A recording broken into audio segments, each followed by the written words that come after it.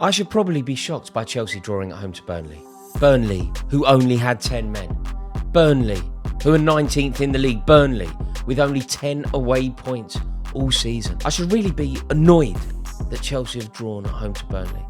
But it's all so predictable, isn't it? I'm just not sure I have the energy for it anymore. It's no longer a surprise that a Chelsea side, who have conceded 2 goals in their previous 4 games, went on to concede another 2 goals at home against Burnley. It's no longer a surprise that a Chelsea team who have lost at home this season alone to Nottingham Forest, to Aston Villa, to Wolverhampton Wanderers, to Brentford, went on to drop points at home to Burnley.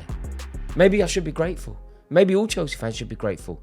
We picked up a point, didn't we? It's so typical of this Chelsea that despite having an outside chance of Europe, we drop points in what has got to be, at least on paper, our most forgiving, our most generous fixture left this season. Unfortunately, we've become accustomed to these kind of results over the past 2 seasons. Following the American takeover of the club, it is who we have become. And what is more worrying is that we have become accustomed to them under Mauricio Pochettino. From the closure of the January transfer window until the final day of the season, Graham Potter, then Frank Lampard, had to work with an incredibly unmotivated, unbalanced, bloated, and frankly, not very good squad. At least half of them last season knew that they were going to be leaving the club at the end of the season, and their performance, their application, their diligence, their commitment to the club was there for all to see. Thiago Silva and a couple of youngsters aside, every single player at the club seemed to be playing as if they knew their time at the club was over. They knew that they had a big move ahead and they didn't want to damage that move, the potential of that move, the potential of that massive payday, potentially to Saudi, by getting themselves injured, committing to the club that was paying them. Performances were shocking, results were terrible, but equally, it was a very difficult time to manage Chelsea. Any Chelsea manager at that time, it felt like they were set up to fail. Potter, Lampard, taking charge of that toxic squad would have been impossible for Ferguson in 99, let alone Frank Lampard and Graham Potter. Now, don't get me wrong, this squad is far from perfect. But Mauricio Pochettino has not had to deal with the same issues. The toxic players left, and we spent several £100 million under the watchful eye of Mauricio Pochettino in the summer. Mauricio Pochettino also had the benefit of a pre-season with these players, something that neither Graham Potter nor Frank Lampard had. Pochettino is supposed to be a top manager. People always tell me that he is a top manager. He has top-class pedigree. He has the experience. He has the managerial acumen. He has the track record. There is no gamble with Pochettino. Pochettino is the right man, and any club would be lucky to have him, right? Everybody knows that Mauricio Pochettino was not my first choice for the job. In fact, he wouldn't have been my choice at all, given his former employment at White Hart Lane. But even so, how badly has he done? How ineffective his management feels. A year on, we're in exactly the same situation we were in last year with managers who were learning and perfecting their craft. Mauricio Pochettino is in exactly the same situation that Potter's Chelsea were in. Mauricio Pochettino is in exactly the same situation that Frank Lampard's Chelsea were in. Look at the points tally that we managed to amass this time last year. Pochettino is supposed to be such a gifted manager. He is supposed to be a chasm above the 2 names that I've mentioned previously. And yet, we're in an identical situation. I am surprised by this, to be honest. As much as I didn't want Pochettino, I thought that he was a good manager. I never thought he was quite right for us. I certainly don't see him as an elite level manager, but I thought he was a good manager. A manager that was capable of getting the best out of young players. A manager that had some tactical nous. A manager that had the ability to change the game from the dugout. In fact, a manager that could win a game from a dugout. That literally has never happened in his Chelsea tenure. On the pitch, we are a team with no hope, no identity, no plan, no direction, and no hope of turning this current situation around. Yes, there have been some positives. I mean, Cole Palmer is a joy to watch. A fabulous footballer. Somebody who I thoroughly enjoy watching. Somebody who I believe will go to the very top. And somebody who I think Gareth Southgate should certainly have within his squad, if not his first team. Conor Gallagher. He plays with the energy and passion of a fan on the pitch. And I know people these days don't seem to appreciate that, but I most certainly do. Yes, of course Nicholas Jackson is frustrating, but he's also a handful. He tries so hard. There is a player there, and I think that he has done very well for us this season. It's funny. It's something that people like to do on social media, to pinpoint him as a problem. But if I were to make a list of 25 problems wrong with Chelsea, Nicholas Jackson is not on it. You know, the positives go on. Petrovic, Gusto, I can go on. But they're just so desperately outweighed by problems at the club. I mean, the obvious place to start here is central midfield. Chelsea have had well over £200 million worth of central midfielders starting the majority of games this season. And we're 7 months into the season. We're now approaching the zenith of the season, the business end. And I still don't really have any idea what either of them are supposed to do.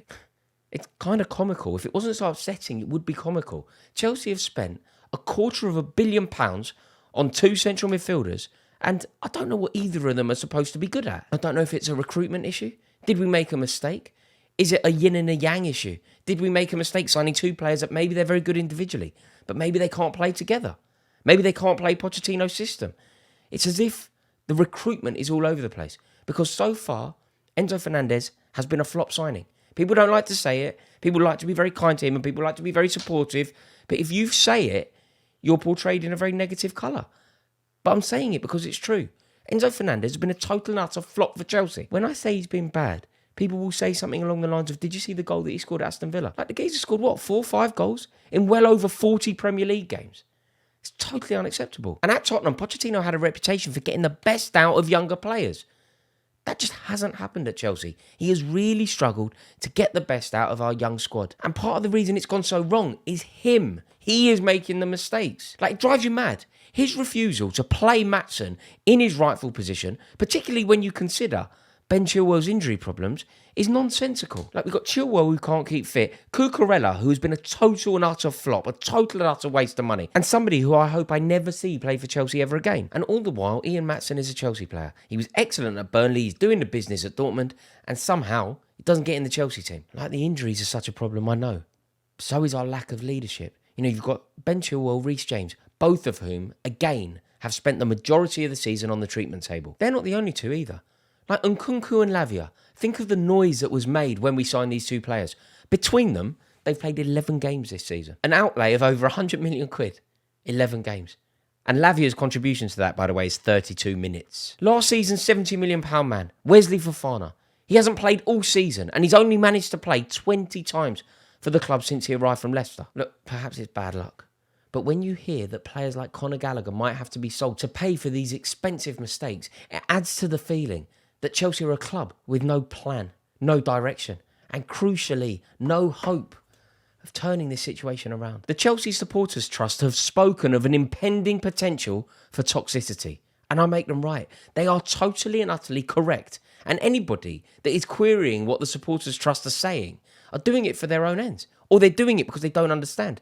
They are completely right. And the backlash that the Supporters Trust got from some quarters was totally misplaced. Like, after those 2 decades of unprecedented success that we had under Roman Abramovich, it's hard to watch us in our current guise. Like, Chelsea were a team that was strong. We had an identity. We mattered. We had a clear ideology. We had a personality on and off the pitch. Now we've got nothing. There was a clear connection between Abramovich, between the players, the manager, the fans. Everybody felt like we were on the same side. Everybody felt like we were singing from the same hymn sheet. We were a united club. Now we have very little of that. And the players that do have the connection are constantly being discussed in terms of being sold in order to make up for the mistakes that have been made by these American owners. Like, it's a real problem. The American owners and their unaccountable sporting directors are driving this club off a cliff into the abyss.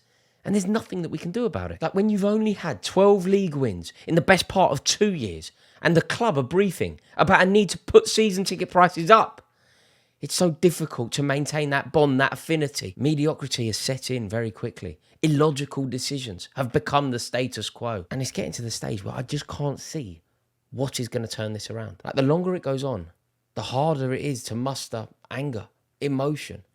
There is a predictability about Chelsea results at the moment. There is a lack of anger because of apathy. And I don't know if that is potentially the long-term approach from these owners. Are they trying to grind us down? Are they trying to wear us out? But it really is hard to take. Look, there's no doubt about it. We need a new manager. Mauricio Pochettino isn't up to the job. He isn't the man that we were told he would be. He should have never really been given the job in the first place. The fact that he is so Tottenham, he is the personification of that club.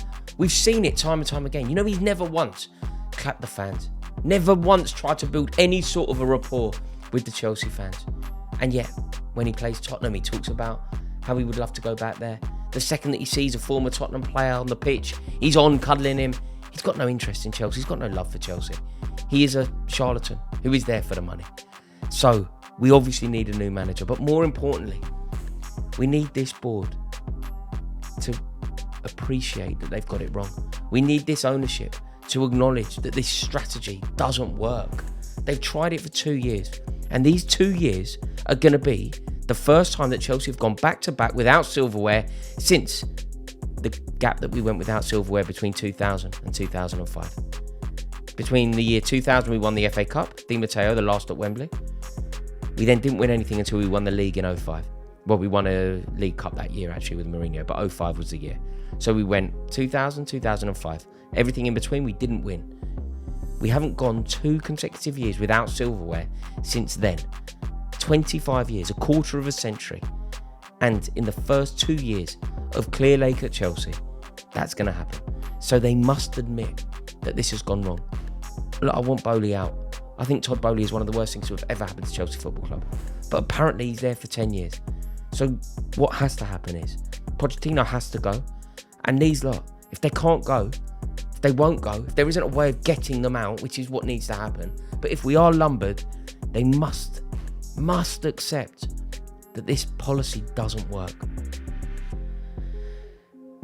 Because this is trying, and it's hateful, and the way that they are conducting themselves in every possible metric is wrong. Right, thank you so much for watching this video. Really keen to hear your thoughts. Let me know how you feel about the points I've raised in the comments below. If you're new around here, please click subscribe. We're inching ever closer to 300,000 subscribers, so I'd love to welcome you into this community. Thank you so much for watching. Have a nice day.